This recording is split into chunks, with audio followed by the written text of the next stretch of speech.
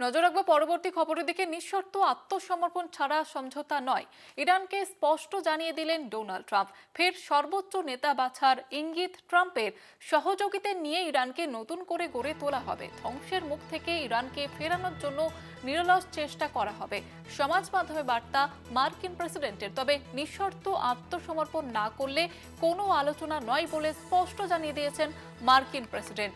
আপনাদের যেমনটা জানাচ্ছিলাম যে ডোনাল্ড ট্রাম্প তিনি এবার যে বার্তা দিয়েছেন যে নিঃশর্ত আত্মসমর্পণ ছাড়া কোনো রকমের সমঝোতা হবে না, এমনটাই স্পষ্ট বার্তা ডোনাল্ড ট্রাম্পের। ইরানকে স্পষ্ট করে জানিয়ে দিয়েছেন ডোনাল্ড ট্রাম্প। ফের সর্বোচ্চ নেতা বাছার ইঙ্গিত দিয়েছেন ডোনাল্ড ট্রাম্প। সহযোগিতা নিয়ে ইরানকে নতুন করে গড়ে তোলা হবে, ধ্বংসের মুখ থেকে ইরানকে ফেরানোর জন্য নিরলস চেষ্টা করা হবে। সমাজ মাধ্যমে বার্তা দিয়েছেন মার্কিন প্রেসিডেন্ট, তবে নিঃশর্ত আত্মসমর্পণ না করলে কোনোভাবে আলোচনা নয় বলে স্পষ্ট জানিয়ে দিয়েছেন মার্কিন প্রেসিডেন্ট। সহযোগিতা নিয়ে ইরানকে নতুন করে গড়ে তোলা হবে, এমনটাই তিনি জানিয়েছেন তার সোশ্যাল মিডিয়ার মাধ্যমে।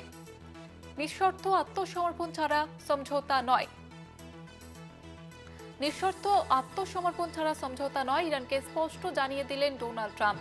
ফের সর্বোচ্চ নেতা বাছার ইঙ্গিত ট্রাম্পের, তবে কোনো রকম ভাবেই নিঃশর্ত আত্মসমর্পণ ছাড়া সমঝোতা নয় এবং কোনো আলোচনা নয়, এমনটা স্পষ্ট জানিয়ে দিলেন মার্কিন প্রেসিডেন্ট ডোনাল্ড ট্রাম্প। মুখ্য রাজনৈতিক বিশ্লেষক জয়ন্ত ঘোষাল রয়েছেন আমাদের সঙ্গে টেলিফোন লাইনে। যেটা জানতে চাইবো জয়ন্ত দা, ট্রাম্পের এই যে বার্তা সেটা কি ইরানকে কোনোভাবে চাপে ফেলতে পারে, নাকি যুদ্ধের যে ঝাঁজ তা আরো ভয়ঙ্কর হতে চলেছে, কিভাবে দেখছেন? দেখো, ট্রাম্প একটা বহুমুখী রণকৌশল নিচ্ছে। তার কারণটা হচ্ছে এখন ইরানের সঙ্গে, কেননা ইরানের তো খামেনি চলে যাওয়ার পরে নতুন একটা নেতৃত্ব এসেছে। এখন সেই নেতৃত্বের সঙ্গে ট্রাম্প কিন্তু একটা বোঝাপড়ায় যেতে চাইছে। অর্থাৎ এই নতুন নেতৃত্ব যদি অনেকটা আত্মসমর্পণ করে তাহলে সেক্ষেত্রে যুদ্ধ থামতে পারে, শান্তি হতে পারে। কিন্তু সেটা কিন্তু একটা বিরাট লস অফ ফেস শুধু ইরান নয়, এই পুরো ইসলামিক দুনিয়ার কাছে হতে পারে। এখন ইরানের নতুন নেতৃত্ব, তারা এখন বৃদ্ধি, জিডিপি বৃদ্ধি, মানে আমি বলতে চাইছি আর্থিক বৃদ্ধি এবং জিডিপি এবং আর্থিক সাহায্য আমেরিকার, মানে একটা আপোষের রণকৌশল নেবে, নাকি এই ধরনের শর্ত যেটা ট্রাম্প বলছে সেই শর্তের কাছে নতি স্বীকার না করে, কেননা এখনো পর্যন্ত ইরান কিন্তু কোনো আপোষ করার ইঙ্গিত দেয়নি। বরং দেখা যাচ্ছে ইরান যেটা পরম্পরাগত ভাবে সবসময়ই একটা প্রত্যাঘাতের পথে যায়, এবং সেখানে ইরানও তো রাসায়নিক অস্ত্র সম্ভারে সজ্জিত হচ্ছে।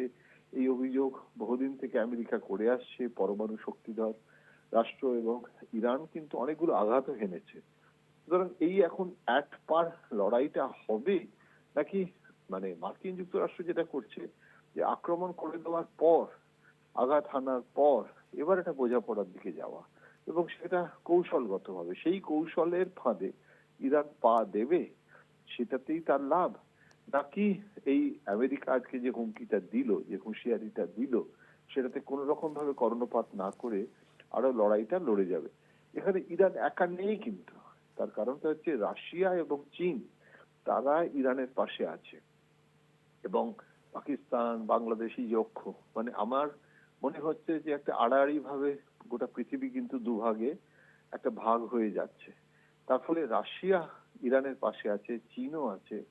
তারা এখন কি বলবে? ইরানকে বলবে আমেরিকার সঙ্গে বোঝাপড়া করে নাও?